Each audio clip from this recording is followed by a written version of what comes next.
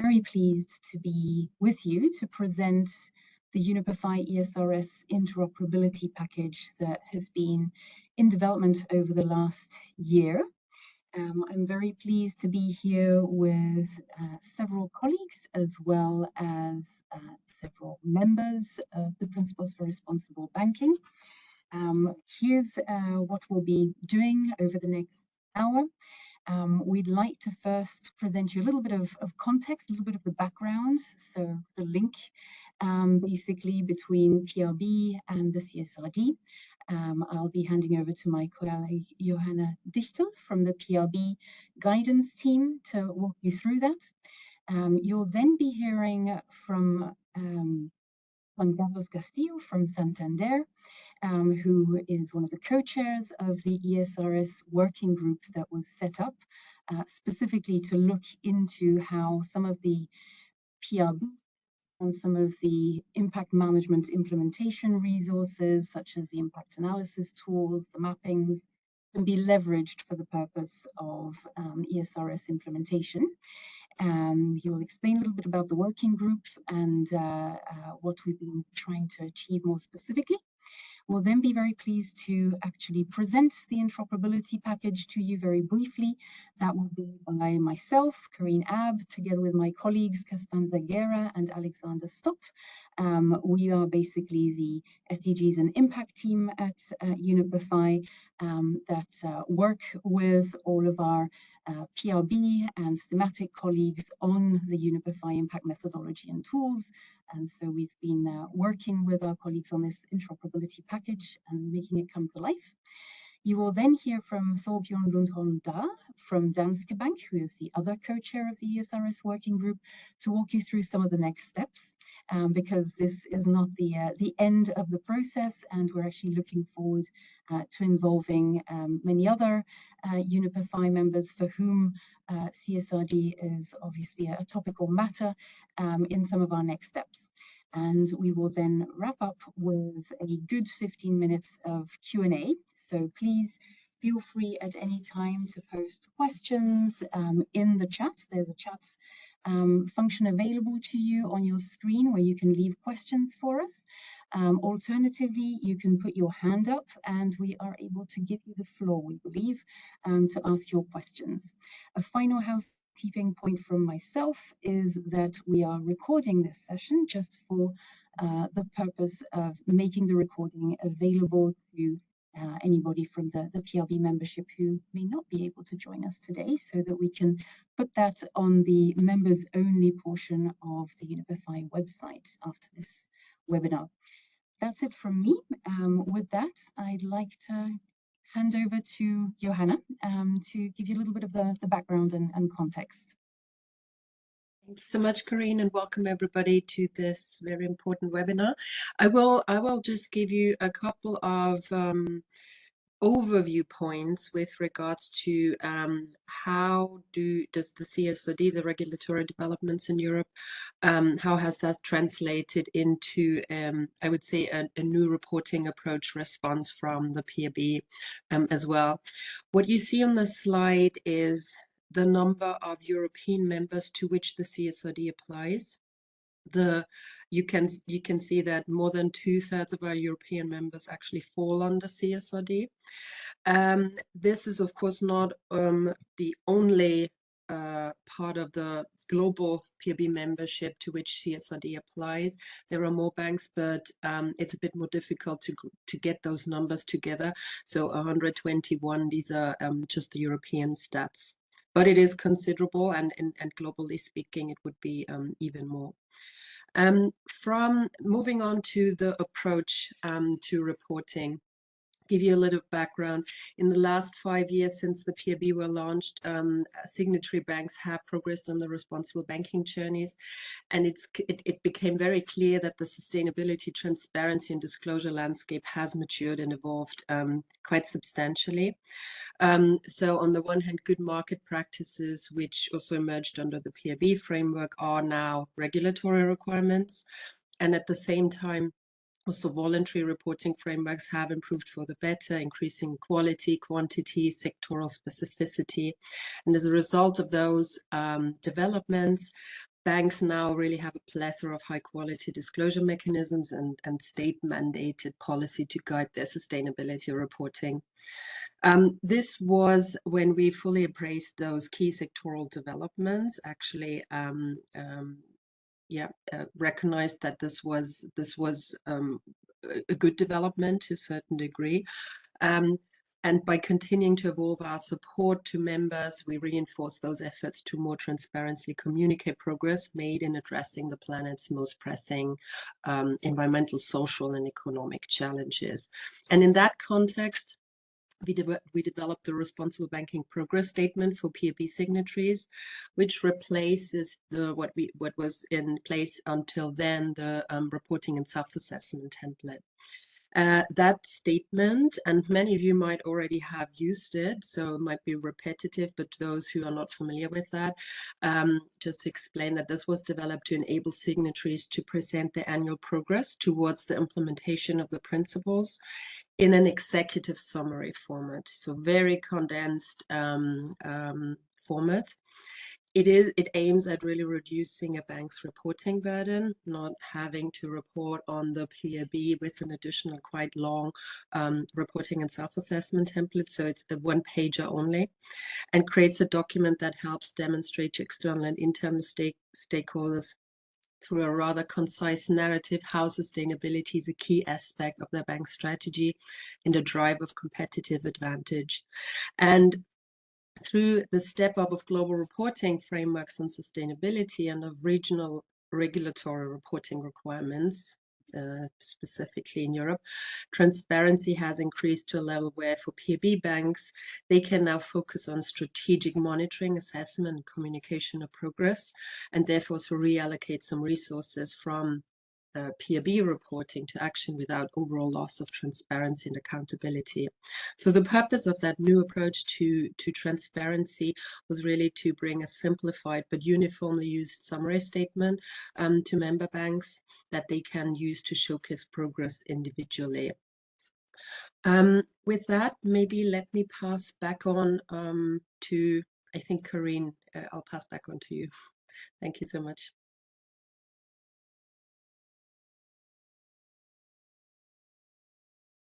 You're muted, Corinne. Thanks, Karin. Thanks, Johanna. Over to you, Juan Carlos. Yeah. Following the introduction and the context, PRB and CSRD allow me to present the ESRS working group and the context behind its formation. If we move to the next slide, when the CSRD came into effect, some banks under the principles for responsible banking expressed a very clear challenge. They needed tailored support to carry out impact materiality assessments, which, as you know, is a core requirement of the new reporting standards. At that time, there was a noticeable lack of practical guidance for financial institutions. So in response, the UNEP FI Secretariat established this working group with the goal of building alignment between the UNEP FI impact management framework and the ESRS disclosure requirements. And this work provides an opportunity to tackle several objectives. First, it was to ensure a level playing fields for banks in meeting disclosure obligations.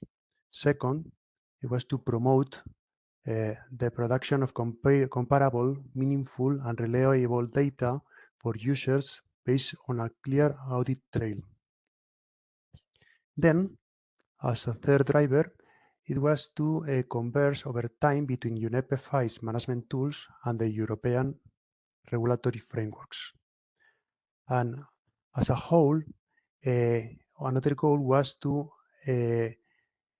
mainstream holistic impact management and drive progress towards the sustainable development goals. So if we move to the next slide, this working group brings together institutions from across Europe. You can see the list on the red part of the slide: Denmark, Estonia, France, Germany, and so on. And it's also represented by other non-EU countries. It has been co-chaired by Danske Bank and Santander, and all members have worked collaboratively to define best practices, pilot new tools, and ensure that what is developed is fit for purpose in real banking contexts. Yes, we can move to the next slide. And this is the journey of the working group that has progressed on several phases. Between 23 and early 24, we began by identifying the areas of alignment between the ESRS and the UNEP PRB methodologies, and then developing a first set of resources designed to facilitate the implementation of the impact materiality assessment. Then, these resources were tested during 2024 through 3 different pilot rounds with all the working group members. Later stages also included contributions and further adjustments to the package based on regulatory changes, such as the omnibus that is very recent. And now, as a result, we now have a consolidated and tested set of tools that support financial institutions in meeting our reporting obligations. But this is only for members right now. Then, during 2025, we are shifting into a community of practice and piloting group. This part will be covered by our colleague Thorbjørn from Danske Bank. And also congrats to the effort of the UNEP team. You can see here the downloads of the tools that is available, so quite impressive. And back to you, Karin.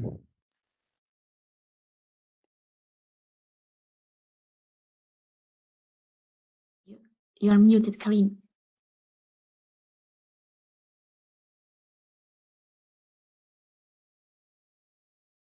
For the mute button problems.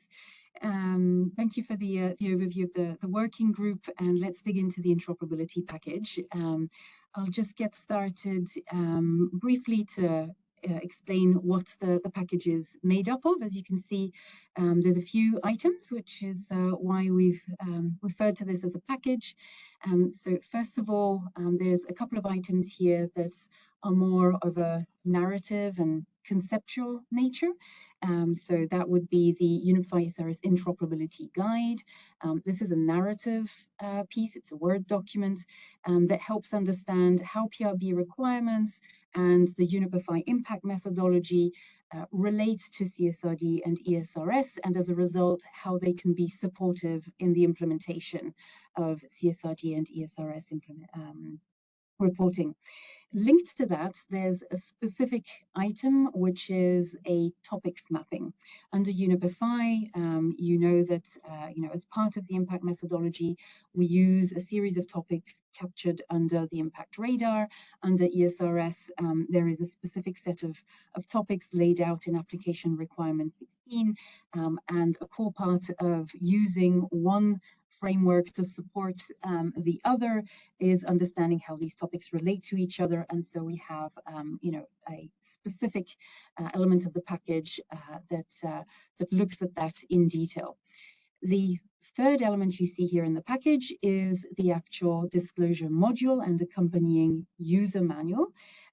We refer to this as a module because effectively it's an add-on to the existing UNEP portfolio impact analysis tool.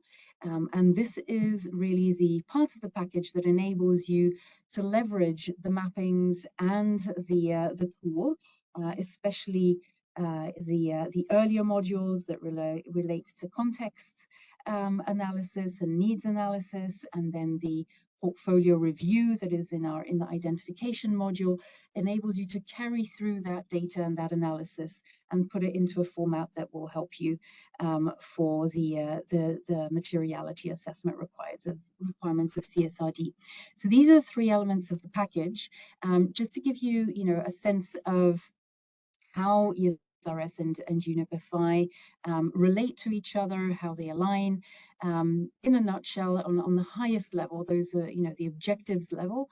Basically, both have a focus on sustainability, obviously, very, same area of attention. Primarily taken at the simplest level, the difference is that CSRD ESRS, of course, is a regulatory framework and focused on disclosures, whereas UNEP is a voluntary standard and is first and foremost centered around the management of sustainability issues. That means that while we have, a different nature and a slightly different focus on reporting and management, respectively, the end goal will effectively be sustainable business behavior. And so where the UNEP and PRB materials can basically support the implementation of CSRD ESRS, the existence of a regulatory framework for reporting such as CSRD and the ESRS is a driver for impact management as well. So there's a mutual relationship there between the two. I will finish with this, again, higher level overview before handing over to Alex and Costanza to get into some of the more granular aspects of, how the frameworks relate. But just to give you that bird's eye view of the content and the structure of both. So at first glance, as you can see, they might look quite different. On the one hand, you have CSRD ESRS with, first the general requirements and disclosures in ESRS 1 and 2, then basically 3 sets of topically focused standards, the E standards on environmental, the S standards on social, and the G standards on business conduct, with, a common structure, looking at governance, strategy, risk, impact, and opportunity management, and then metrics and targets. Whereas on the UNEP side, with the PRB, you've got 6 principles that are not necessarily divided between management and specific topics that are, more about the overall approach basically to being a responsible bank, but that then are supported with, an impact protocol, again, with deeper understanding of how to manage impact. However, as part of that, there is, of course, a topical focus as well. And so what, we can basically pull out in terms of the similarities, despite these, kind of surface structural differences, is that in both cases, what is going to be very much at the heart of both frameworks is the notion of doing an impact analysis or a materiality analysis, if we use the ESRS language. And on the other hand, the very centrality of certain management principles. So the fact that we look at, we want to embed in governance and strategy, that there is an analysis and a, push to embed into management, and then the very specific requirements about having metrics and targets that are followed over time. So as you can see, the spirit, the underlying spirit is actually quite similar, despite the surface differences in the structure. With that, let me hand over to Alex to talk a little bit about, so going more granular now, looking at how the scope of the 2 frameworks relate to each other. Thanks, Kareem. So we're talking to 2 aspects of the scope specifically. So the value chain, and then how we consider sustainability topics between the 2 frameworks. So I'll start off with the value chain. Now, the ESRS scope is very inclusive. So in reality, we're talking about all aspects of the value chain, so upstream, operations, and downstream being considered. Meanwhile, with the PRB, while we are considering the bank entity as a whole, there is a specific focus on the downstream element. Now, of course, for banks and broadly speaking, financial institutions, the majority of their impacts are found in the downstream part of the value chain, and specifically their portfolio. So that's the reason why PRB focuses on this. But fundamentally, and talking simply, ESRS considers all parts, and PRB considers mostly downstream. If we can move on to the next slide, Kareem. So to talk about sustainability topics, Kareem mentioned it already, but under ESRS, there is application requirement 16, which is a table which lists sustainability matters, which ESRS wants you to consider in your materiality assessment. Meanwhile, at UNEP, we have the impact radar, which is our set of sustainability topics. So to speak about the differences and similarities, as in ESRS follows a ESG structure, while UNEP Impact Radar follows the sustainable development logic. What this means in practice is that the three categories, so to speak, are obviously environmental, social governance for AR16 and environmental, social and socio-economic for the Impact Radar. But despite these differences, most topics align across the two frameworks. There are just a few notable distinctions that we brought out on this slide. So, for instance, underneath the social pillar, the Impact Radar is considered around individuals' needs. So this could be the individual's need for housing, for food, for water, etc. While the starting point for AR16 is the position of the individual relative to the enterprise. So that really we're talking about stakeholder groups. Now, as said before, the structure of these two are very different. So AR16 follows an ESG structure, includes a governance pillar, while the Impact Radar has socioeconomic. Now, while some of these topics, such as bribery and corruption, are covered by both the Impact Radar and AR16, within the UNEP methodology, some governance issues are treated as business practices. Therefore, they're not brought out as an individual subtopic as such. And conversely, within the Impact Radar, and it's important for me to note at this point that the AR16 is designed as a non-exhaustive list of sustainability topics. Therefore, when undertaking a materiality assessment and finding a topic that is material outside of AR16, there is still a requirement to disclose against it, and this may require entity-specific information. So that's the reason why in brackets you can see entity-specific topics. So, for instance, under the UNEP Impact Radar, within the socioeconomic pillar, we have topics such as sector diversity and infrastructure. These don't come up as topics within AR16, but they could very well be material. So therefore, they may still need to be disclosed against entity-specific information. Now, all of this information, the similarities and the notable distinctions are contained within our topics mapping, which is an important part of the interoperability package. So therefore, we have developed a standalone file for this topics mapping, which has been developed to demonstrate those connections between the two frameworks and how we've thought about each part of it and each topic itself. And with that, I will hand over to my colleague, Costanza. Thank you, Alex, and hi, everyone. So now we are moving into a deep dive on the impact materiality assessment more specifically. And what I would like to show you is how basically the steps of the materiality assessment as per the ESRS relate and compare to the steps of the UNEP impact methodology process.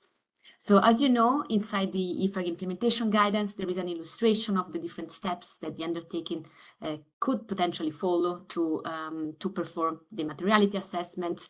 And those are three key steps: understanding context, identifying the actual and potential impact, risk and opportunities, and finally assessing and determining the material impacts, risk and opportunities. So if we start by looking at the first one, so the first step, understanding context, here under the ESRS, the idea is mostly for the undertaking to review the activities and the business relationship and the context in which these take place, and also having an understanding of what are the affected stakeholders. The first two elements, so the activities and the business relationship and other contextual information, those are covered mostly under the scoping and portfolio composition step of the UNEP impact management process. Why? Because under the scoping, the bank is asked to identify the core business activities, the key geographies in which the bank operates, and then inside the portfolio composition sub-step of the identification, the bank is expected to also break down the portfolio by sectors, client types, and so on. So those are the elements that really relate to the first two key points of the ESRS, understanding context. Now moving to the third element, the understanding of affected stakeholders, that is something that we can say it's partially covered by the understanding context under the UNEP methodology. The reason why I say partial is because while, of course, stakeholder engagement is considered to be very important under the UNEP methodology in general, and also under the PRB, because we have a dedicated principle on stakeholder engagement. Let's say that within the specific context of the impact analysis, The analysis itself, it's more focused on the holistic and objective review of the needs and the impacts. So this is why stakeholder identification comes more into as an additional layer, let's say. So stakeholder input is more used to validate and to complement some of the objective and science-based analysis. So this is why we see there, let's say, a partial match. Now, moving into the step B of the ESRS double materiality assessment, as I mentioned before, the idea here is to identify the actual and potential impact, risk, and opportunities. So the outcome of this step is literally a long list of impacts. This step corresponds mostly to the two sub-steps of the impact identification under the UNEP FI methodology, which are about the understanding the context and reviewing the portfolio composition, because these two elements together help the banks identify all the relevant impact associations. So at the end of these steps, the bank is able to identify all the potential relevant impacts that are associated with their portfolio. The reason why we also, in this case, we identified more a partial match rather than, let's say, a more closer match is only because inside the UNEP FI methodology, we don't directly cover the risk and opportunities as ESRS is asking for in the double materiality assessment. And so even though, let's say, in the PRB and the UNEP FI methodology, we allude to risk and opportunities, they are not, let's say, directly covered by the methodology, because the PRB itself is a framework that is mostly focused on the impact materiality side. Then finally, moving to the third step, the step C, assessment and determination of material impact, risk and opportunities. These steps mostly correspond to the last segment of the impact identification under the UNEP FI methodology, which is about crossing the data and determining and prioritizing the most significant impact areas. So here, let's say we use a slightly different language, but the idea is the same, that among all the relevant impact association, the expectation is that the bank would prioritize the most significant ones. Under the UNEP FI methodology, we use a number of criteria, which are not exactly the same as the one used under, required under the ESRS, but they are closely related. So even if we use a slightly different terminology, the spirit and the idea behind is the same. The reason why there is a cross, again, on the financial materiality assessment is to reiterate this fact that the methodology covers the impact materiality assessment side, which in turn can be used as an input to the financial materiality assessment, but in itself does not cover, let's say, financial materiality per se. So this is why that is the part that is not covered by the UNEP FI methodology. And so given this, let's say, close alignment between the steps of the ESRS and the UNEP FI methodology, if we move to the next slides, what we would like to show you today is what the working group has done, literally leveraging this alignment between the two processes. As Corinne mentioned already before, what we have developed as part of the UNEP FI ESRS interoperability package is also a disclosure, ESRS disclosure module. So first of all, it's important to specify again the reason why we call it module is because it's considered an additional component of the portfolio impact analysis tool for banks, which is used by the banks to undertake the impact analysis of their lending portfolios. As you already know, the portfolio tool for banks is organized in many different modules that relate to the different steps of the impact management process. And so the ESRS disclosure module comes in as an additional step, let's say more on the reporting side, and is used to translate the results of the context and identification modules into ESRS format and language. And so this means that the results translated into ESRS language can then be used as an input to the impact materiality assessment for ESRS purposes. The only thing that I would like to note here is, again, the fact that we are using only the context module and identification modules to, for the translation exercise, let's say for ESRS purposes, is directly linked to what I just said before. The ESRS steps for impact materiality assessments are closely aligned with the early steps of the UNEP FI impact management process in general. So the assessment phase under the UNEP FI methodology is not, let's say, related to the materiality assessment per se. So this is why we only rely on the context and identification modules for the materiality assessment purpose, while the assessment modules, let's say, are more for the second step, right? When the undertaking is required to disclose information on metric targets and so on at the level of a specific topic. So just wanted to clarify this. And so now I would like to maybe take the opportunity to quickly open the file and show you how the file is structured, and maybe also give you a sense of the key data visualization that we have. I'm now sharing the file, and I think you are all able to see it. So this module, many of you will be familiar with the structure, is literally structured in a very similar way as the other modules of the tool, where we have a number of different tabs. The purpose of the tabs is explained inside this tab, which is called navigation.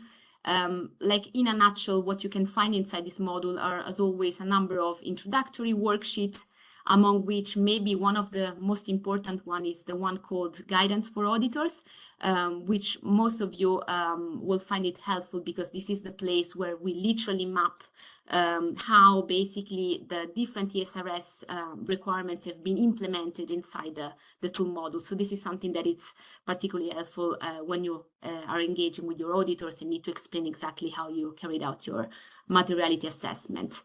And then we have a number of other worksheets, which are, as you know, technical worksheet to make sure that the data transfer from context and identification module is happening correctly. And then there is just one input worksheet, and the others are all output worksheet. And I will explain in a moment what you can expect to see in all these different tabs. But now going through some of the tabs that you see at the bottom, as I said, the flow will start with a bunch of black worksheets, which are the one that you will use to actually transfer your data from the context and identification module into this ESRS module. Then you will move into an additional data tab, where the main purpose here is to add a few additional data points that maybe are not necessarily collected inside the previous module, so the context and identification. So here you have the opportunity to add those additional data points that may be relevant for ESRS purposes. And then let's say the material topics tab is the key visualization tab. So this is where you can find a summary of the key outputs of the tool, of course, in the ESRS language. You can add information from other processes, and you can determine your material topics. And so given that this is the main tab, I really would like to maybe spend a couple of more minutes just to show you how the tab look like and how to interpret, let's say, the different elements. So the first part is, as I said, a summary of the significant topics based on the module output. So this means that this section really shows like based on the data input that you provide in the context and identification, based on the translation exercise that it's happening into ESRS language, which are significant topics for your bank, using, of course, the nomenclature of ESRS. And so here you have first a high-level overview of the significant topics. The visualization are always organized by positive, negative, association, and combined view. And so here is just to give you a snapshot, right? So which are the significant topics, a different level of aggregation. So at the group level, the level of a single business line, or at the level of, for example, a specific country, which comes later on. Here it's a more detailed visualization of this output. So the main difference is basically that inside the table, you have the possibility of seeing the more granular outputs at the level of a specific ESRS subtopic, while above it was more general at the level of the topic. So this table flag what are the significant subtopics, and what is also the description of the impacts, right? So you can have a better understanding of what's the likely positive or negative impact that you might have on the different sustainability areas. And it's always organized by positive, negative, and combined association. And then you move to a second section, which is also very important, because this is the place where you can add information and results that are coming from other sources and processes. And the reason for this is because, of course, you're also asked to leverage other processes such as the human rights due diligence. So you might need here to add information on the human rights due diligence process. You can also add information and the results of your stakeholder engagement, or simply you also want to add information of the analysis coming from other parts of the value chain. So as Alex explained before, these, like the UNEP FI resources, really focus on the downstream part, on the portfolio level, but you may want to compile the information also on your own operation or upstream value chain in the same place, right? So this is literally the purpose of this section, to enable you to compile everything in one single place. And as you can see, the results can be organized by literally value chain segments, still divided by positive and negative. And finally, you have the determination of material topics. So this is really when your, let's say, analysis and judgment come in. So this is where you will need to basically, on the basis of the results of the tool, plus the results of other sources and processes, here you're asked to determine your material topics and make that final call, let's say. So you make your selection here, and at the very end, there is a final visual that just summarizes what's your selection of material topics, seeing the topic level and the subtopic level, so the higher one and the more granular one in a combined visual. So this, as I said, it's the main visualization, main output tab that you will find in this module. The reason why you see all these other tabs is because they provide just additional information. So if you want, for example, to understand better what are significant topics at the level of the group or at the level of one specific business line, one specific country, so you just want to go more deeper, like want to understand better the granularity and the reason why certain results have come up, you can just refer to these different tabs here. And inside the material topics, you will find also relevant links here that will just point you directly to those tabs if you if you don't know exactly where to look for specific information. So everything is there. As always, this is very transparent. The methodologies explain. The guidance for auditors will also provide information on how basically the different criteria of the ESRS have been implemented inside the tool. So you should be able to find all the relevant information there. So with that, I would like to pass it on to Torbjörn to cover our next steps. Yes, thank you very much, Costanza and Alex, for this demo. I know my team at least has been awaiting this release with excitement. So we're really much looking forward to diving in and using the tool and getting started on the whole DMA process now, where we will base it on this impact assessment. So thanks a lot from Danske Bank for all the hard work you've been doing. It's highly appreciated.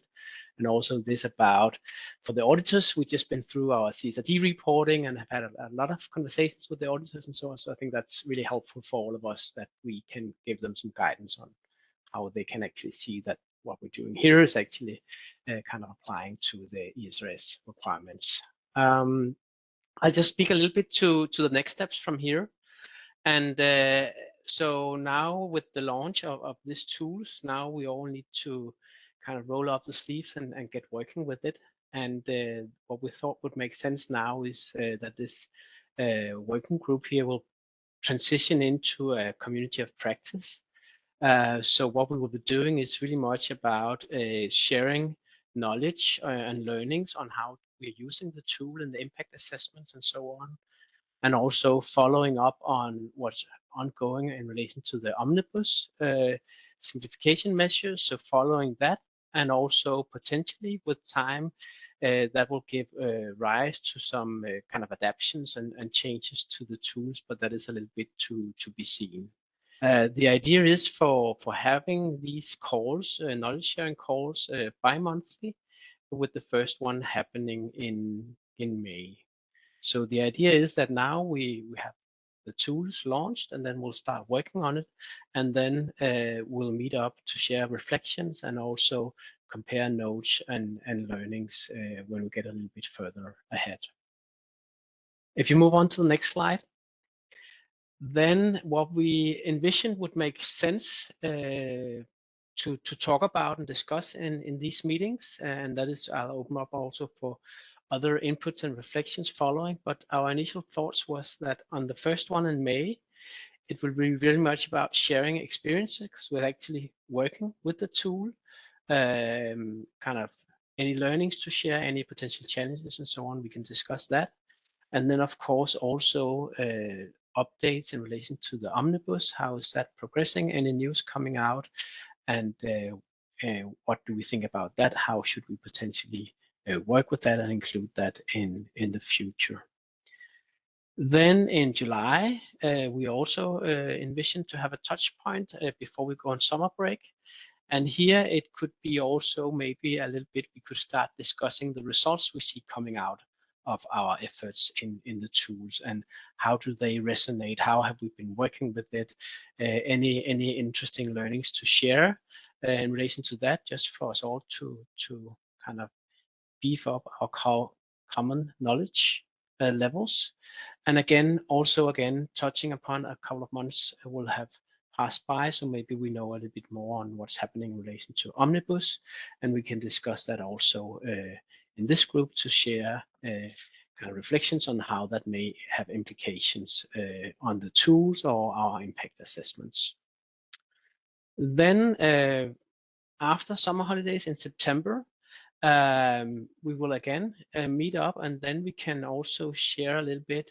So we've been talking about the results coming out of the impact assessment, but now we can also start sharing how does that then relate, or how has that been translated into the financial materiality assessments that also needs to go on as part of the materiality assessment. Maybe we can even already in the July, depending on how far each one of us are, share some initial thoughts and learnings on that. But I think that's a relevant part of the journey as well. So just to share how have we done that. Maybe there's a couple of different methodologies to doing that, and just sharing ideas and best practices. And then hopefully by September, we'll know even more on the omnibus, and then potentially we will also, or already by then, have some ideas on potential updates or adjustments to the package, depending on how much concrete knowledge that is coming out of that omnibus process.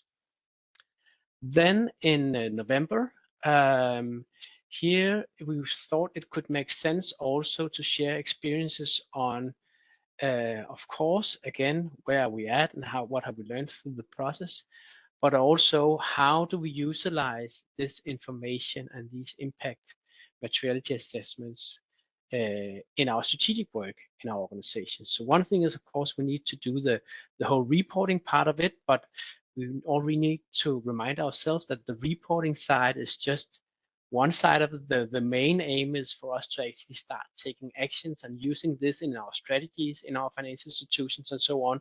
So again, here just sharing ideas on how maybe some of us have already started working on that. How do we maybe use this information? Do we do some slide decks and go out and speak to the different country management, or what have we been doing, and sharing kind of what has been working well, maybe something that hasn't been working that well, and so on, just for us all to learn a little bit from each other. How can we get this impact assessment to come to life in our strategic work, which is the overall aim of everything we're doing here, so we can hopefully support the transition of the real economy. And then again, by November, hopefully, we will be even more informed on the omnibus and so on, and we can discuss that, what we're seeing, and also again discuss potential adjustments to the package we have and the tools we have for it to be improved as we go ahead. So that was a little bit the outline we have envisioned for the topics we could discuss. So there's a link here. No, you can contact Costanza. So send Costanza an email if you'd like to participate.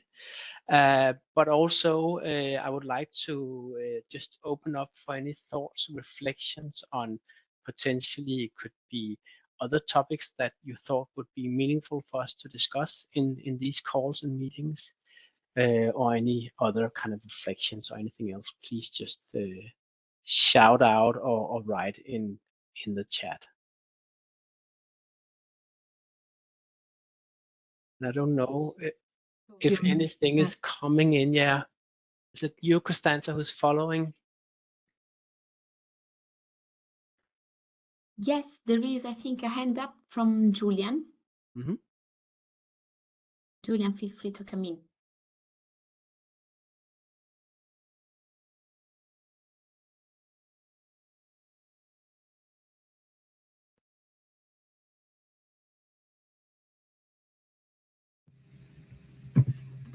Can you hear me now? Yes, okay, I was enabled, no, disabled, sorry. Thanks for making my mic open now. First of all, thank you very much in this time of insecurity to work and continue this very important work on the mapping, but also on UNEP. I have two, one comment, one question. One comment is, I think in the beginning, we should also phrase clearly that the tool is not only for supporting sustainable behavior, but it's also absolutely clear that we're going to save a lot of money because of the efficiency we gain with this UNEP tooling in comparison to what I've seen a lot in the market on CSRD dance around the double materiality analysis, where a lot of, like, I'm also a consultant, but where consultants really make a lot of money reading together every sentence of the CSRD and ESRS. So I think that is also a very important element, that you provide a public good, really saving a lot of money in a lot of institutions. I think that is something we should really also emphasize when continuing here the work. That's what I also experience when giving this tool to different banks out of Europe, but also in Germany to banks.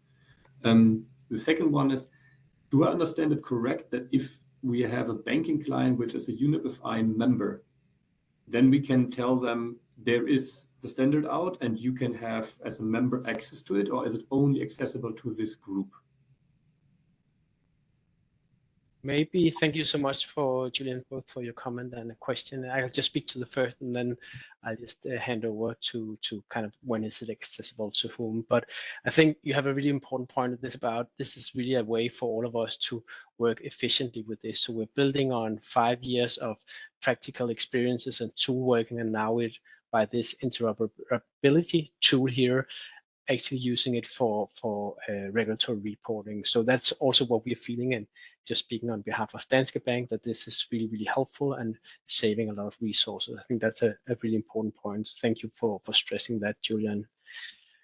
With the other question in relation to who will it be available to when, Karine, Costanza?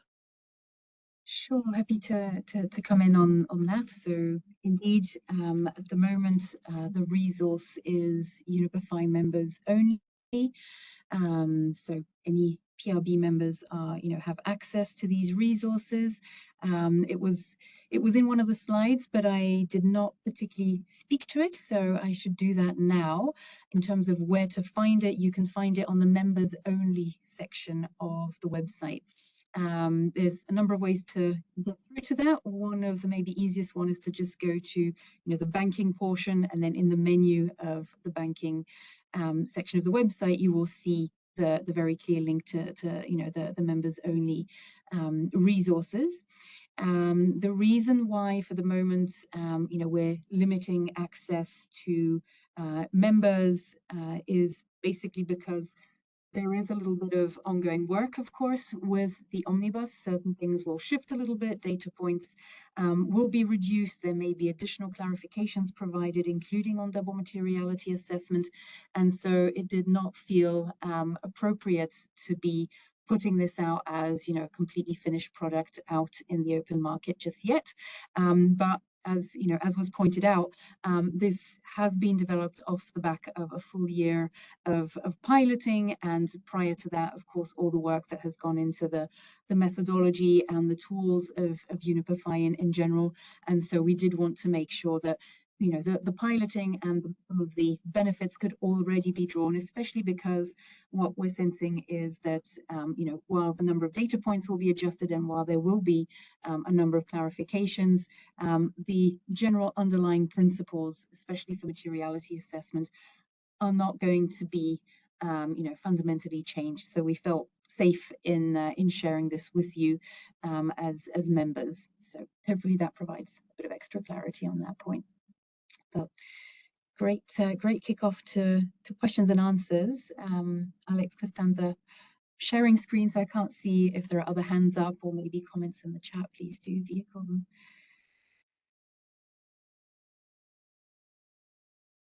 I see a hand from Lydia, I think. Go ahead, please.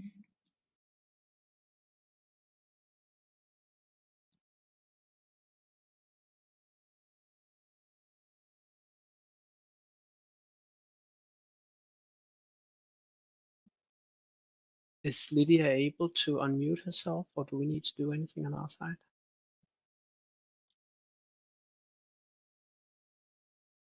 I'm trying to see. She's unmuted now. Yes. Okay, perfect. Yeah, Lydia. there's always someone who needs to enable the sound, like you the participants can't do it themselves. Lydia Senna from La Banque Postale. So I wanted to echo what has just been said. Like we published our first CSRD report, and the whole impact analysis was basically only possible with a whole army of consultants. So if anyone got rich of the CSRD, it's auditors and consultants. I wanted to know if this package will also help to further kind of synchronize or consolidate the PRB reporting into the CSRD reporting, because this year we still had we used the updated, like the new version of the reporting framework, and it's was definitely much easier and much simpler and much more streamlined than the one before. So that was a great help. And we reference our CSRD report a lot in our PRB report, which we have put in an annex into our universal registration document, which is our annual report, which includes the CSRD report. But I just wanted to know if there's going to be even more kind of consolidation where we reach a point where the CSRD report basically will be enough.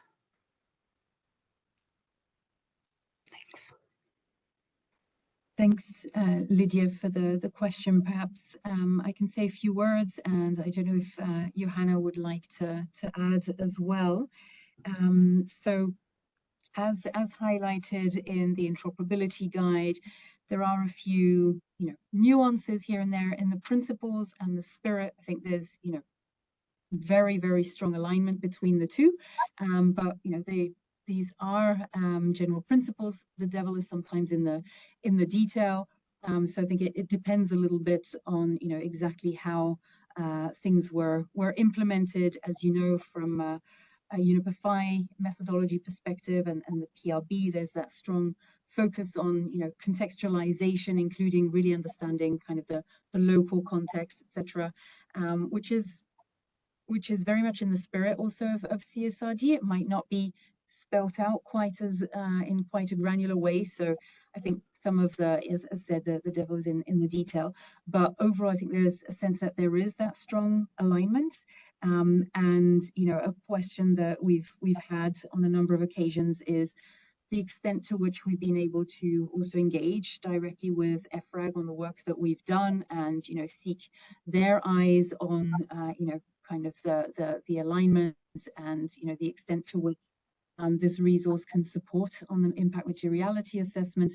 And essentially there have been definitely quite a number of exchanges that are informal at the moment between the respective teams at UNEP and EFRAG, but that is something that over the next few months we will continue to uphold. And I think on either side there really is a desire to be as interoperable as possible. The main focus of EFRAG in terms of interoperability up to now has, for very clear and logical reasons being on other disclosure frameworks, a little bit less on, frameworks like our own that are focused on, on management, and that are also, more voluntary in nature. But I think as part also of some of the evolution on the omnibus and the fact that there will not be for the moment sector standards, there may be a possibility for that to evolve a little bit. And so that is one of, very key objectives for us, is to try and, really get as much alignment between the two as possible.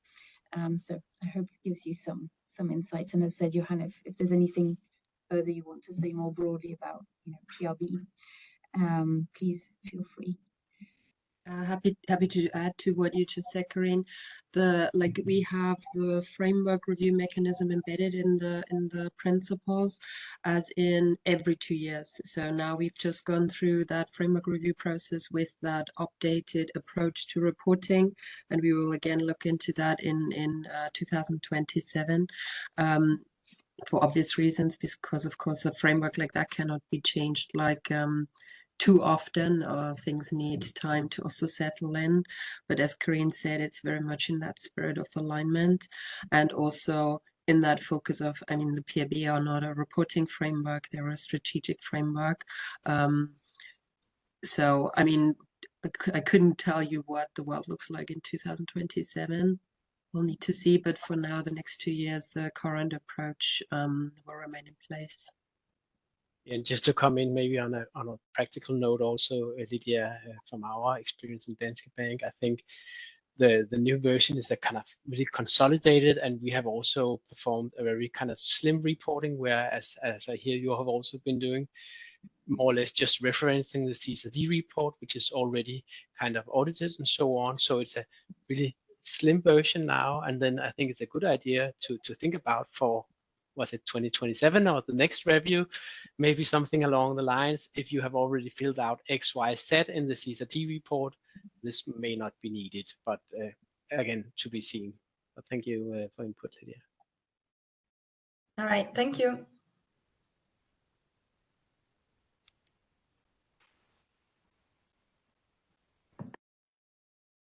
Do we have any further questions? I see Julian with a raised hand. Who's the master? Yes, thank you. There we go. Thank you. It's just a very practical one. Is the tooling and all the material already now in the members area? So I can already kind of send it now to the colleagues saying, like, just download it now and check it? Or is it something you still need to do and they have to look? Because I know that they're waiting and they probably want to do it then when they receive the mail. So just that I'm on the safe side. You're safe. Okay, perfect. I'm sorry for that technical You question. can proceed.